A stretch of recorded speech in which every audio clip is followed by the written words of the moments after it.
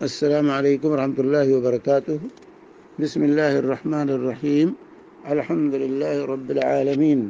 الصلاة والسلام علی خاتم الانبیاء والمرسلین وعلی آلہ وصحبہ اجمعین. اما بعد. یہاں ایک بہن لکھتی ہیں کہ آپ نے فتویٰ میں کہا تھا کہ میت کی طرف سے قربانی نہیں کی جا سکتی. دائمی کمیٹی نے فتویٰ دیا ہے کہ کر سکتے کیونکہ وہ صدقہ ہوگا میت کے لیے. اور آپ نے ایک فتوے میں کہا تھا کہ اگر مرنے والے نے وصیت کی ہو تو قربانی جائز ہے. اور کیا یہ صالح اعمال میں سے نہیں ہوگا کہ اولاد اپنے والدین کی طرف سے بھی قربانی کرے؟ قرآن و حدیث کی روشنی میں رہنمائی فرمائیں.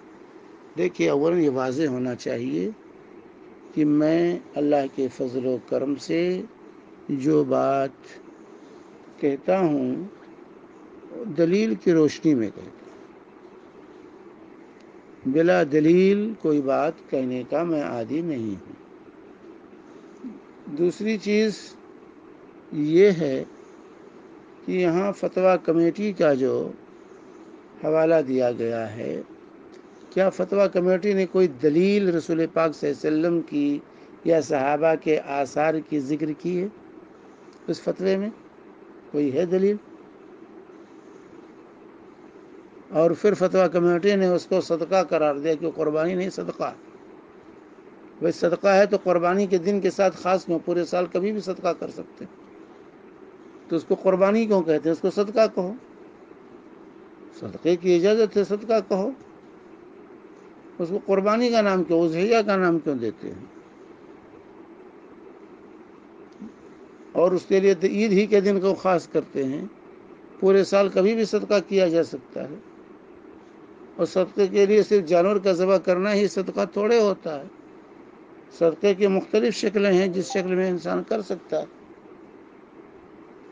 تو اولاً تو یہ واضح ہونا چاہیے کہ میت کی طرف سے قربانی نہ تو رسول پاک صلی اللہ علیہ وسلم سے ثابت ہے. آپ کی 2 بیویوں کا آپ کی زندگی میں انتقال ہوا، 3 بیٹیوں کا انتقال ہوا، 3 بیٹوں کا انتقال ہوا، لیکن آپ نے کسی کی طرف سے قربانی کوئی خاص نہیں کی کہ فلاں خدیجہ کی قربانی. اگر یہ نیکی کا کام ہوتا تو اللہ کے رسول ہم سے پیچھے نہ رہتے، خدیجہ کو نہ بھولتے. یہی تھے صحابہ کرام، اس میں پیچھے نہ رہتے. وہ ضرور اموات کے لیے قربانی کرتے، لیکن کسی نے قربانی نہیں کی ہے میت کے لیے.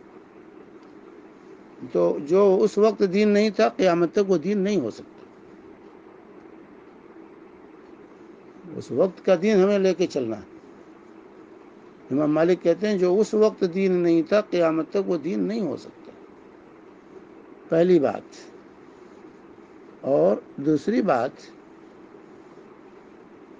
آپ نے کہا کہ آپ نے وصیت کی. تو وصیت جائز ہے. کوئی کام کرنے کا، میری طرف سے مسجد بنا دینا، میری طرف سے مدرسہ بنا دینا،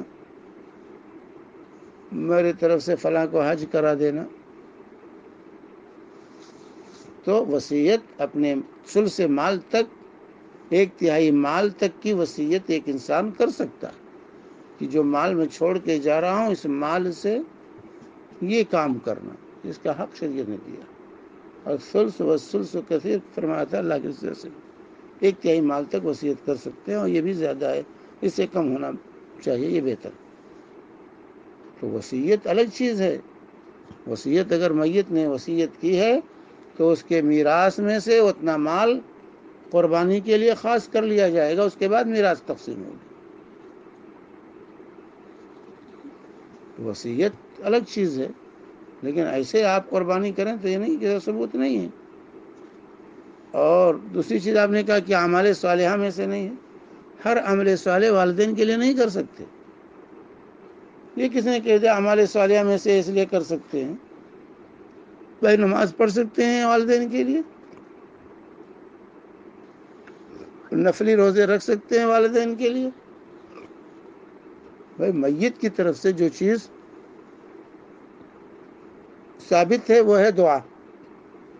کہ اپنی دعاؤں میں ہم آپ کو یاد رکھیں، اپنے اموات کو یاد رکھیں، اور یہ سب سے بہترین تحفہ ہوا میت کے لیے زندوں کی طرف سے بس سب سے قیمتی اور بہترین تحفہ دعا.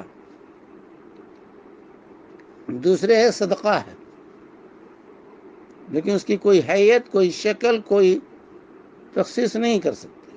صدقہ کریں میت کی طرف سے، نہ دن کی تعین کر سکتے ہیں، نہ حیت کی اور شکل کی تعین کر سکتے ہیں. کسی شکل میں ہونا چاہیے، اسی تاریخ کو ہونا چاہیے، غلط. صدقہ ہے. تیسری چیز ہے حج اور عمرہ.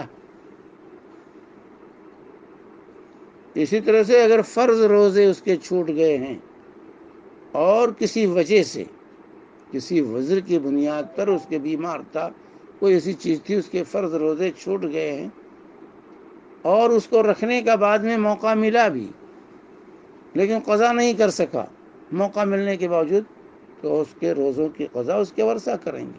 لیکن نفلی روزہ رکھیں نہیں ہو سکتا. نماز پڑھیں، اس کی نماز کی قضا کریں، نہیں کر سکتے. نفلی نماز پڑھیں ان کے لیے، نہیں کر سکتے. تو ہر عمل صالح میت کی طرف سے نہیں کیا جا سکتا.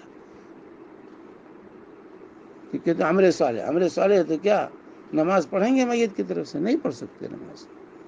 تو بہرحال یہ کہنا کہ اعمال صالحہ میں سے نہیں، یہ ان اعمال صالحہ میں سے نہیں ہے کہ جو میت کی طرف سے کیا جائے. کیونکہ اگر ان اعمال صالحہ میں سے قربانی ہوتی تو اللہ کے رسول صلی اللہ علیہ وآلہ وسلم ضرور کرتے. تو اس لیے واضح ہونا چاہیے کہ یہاں پر جو فتویٰ کمیٹی کا حوالہ دیا گیا ہے، یہ حوالے سے بات بنتی نہیں، کیونکہ فتویٰ کمیٹی نے خود اس کی کوئی دلیل نہیں دی اللہ کے رسول صلی اللہ علیہ وسلم اور صحابہ کے آثار سے، اور نہ ہی اور پھر دوسرے ثانیاً کہا کہ یہ صدقہ ہے. تو صدقہ ہے تو قربانی کے دن خاص کیوں کرتے؟ اس کو اضحیہ کیوں کہتے ہیں؟ اس کو پورے سال کبھی بھی ذبح کرو. وصلی اللہ علی نبینا محمد وعلی آلہ وصحبہ وسلم.